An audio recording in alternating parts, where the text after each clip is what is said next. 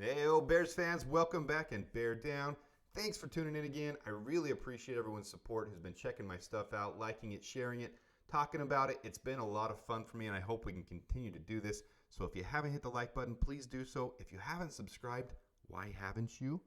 And if you haven't shared it with your friends, start talking about it. This is good stuff. We're having fun, so let's keep having some fun.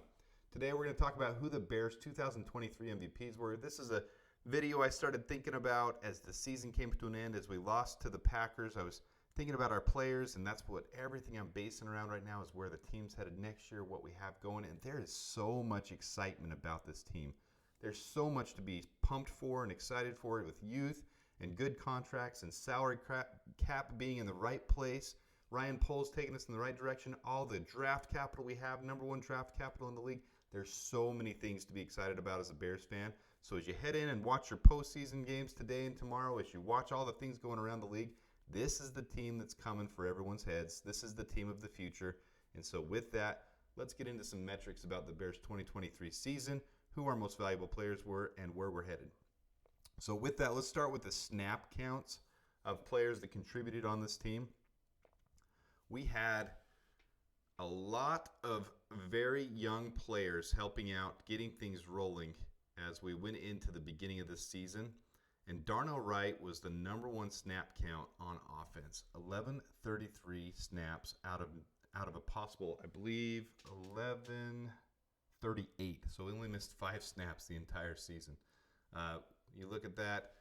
Justin Fields, 829. He missed those 4 games with his thumb.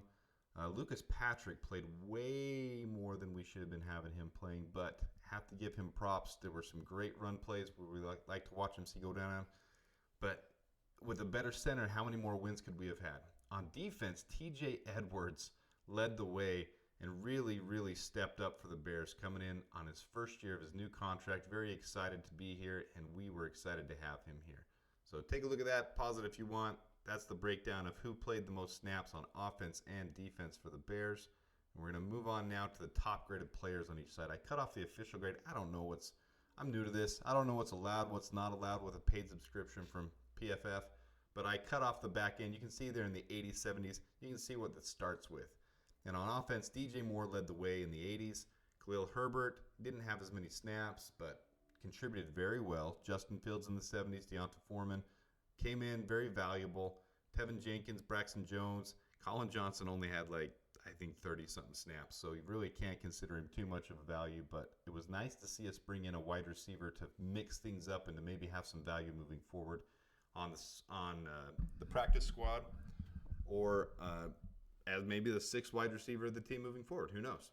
And then on defense, obviously Jalen Johnson was actually in MVP consideration if you're just taking the defensive side of the ball. Quarterback always wins MVP. It's never going to go a different way.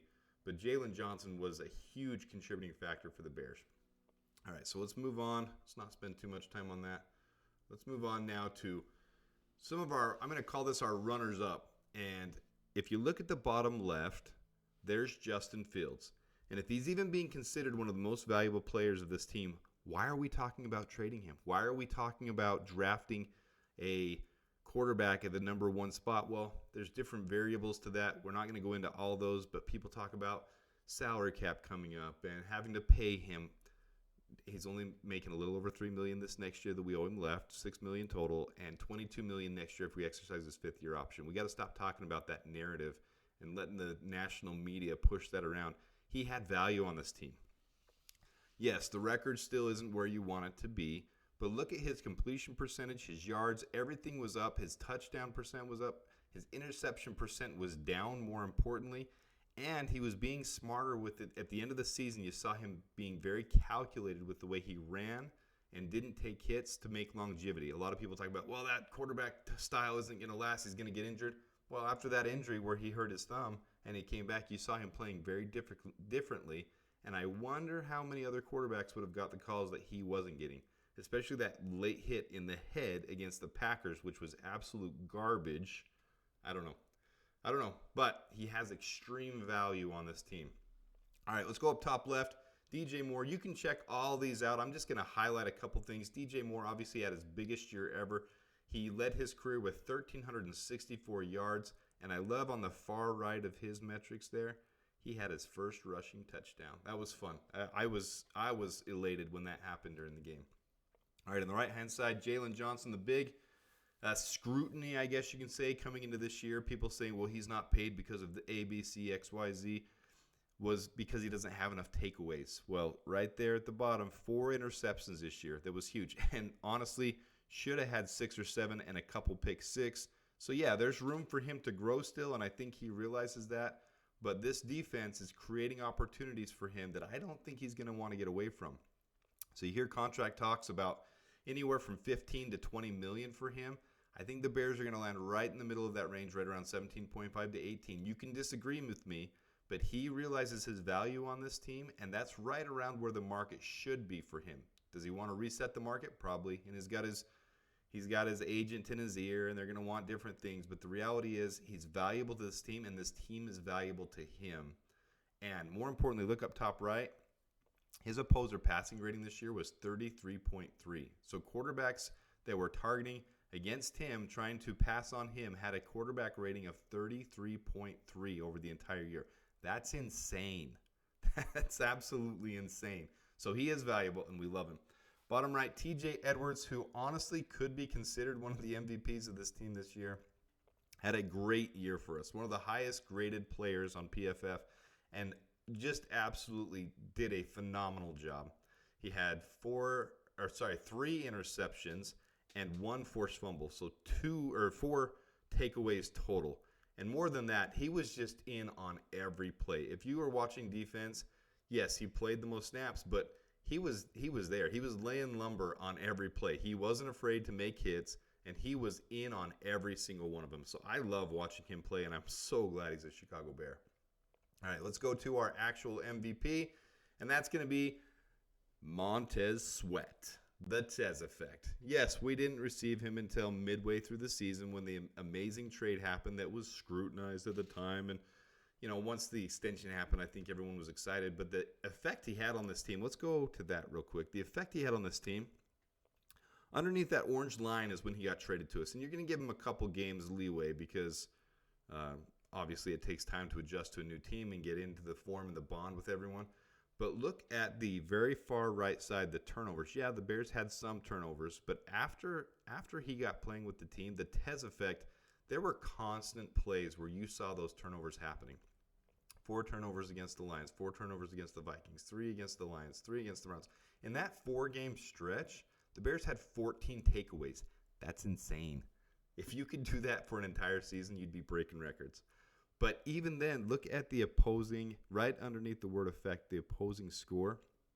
Take away that last, whatever we're going to call it, the breakdown, the fall apart, which wasn't Montez Sweat's fault. That was Luke Getsy against the Lions, where we gave up 15 points there in the very end of the fourth quarter.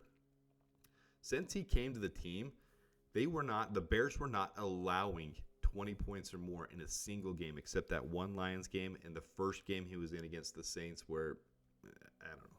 Anyway, either way, take that one game and take the rest of them. That is a stout defense. That's a defense that you want every single year. So the Tez effect is real. He impacted this team in ways that I don't think Chase Young could have, or anybody else teams were or fans were wanting us to bring in.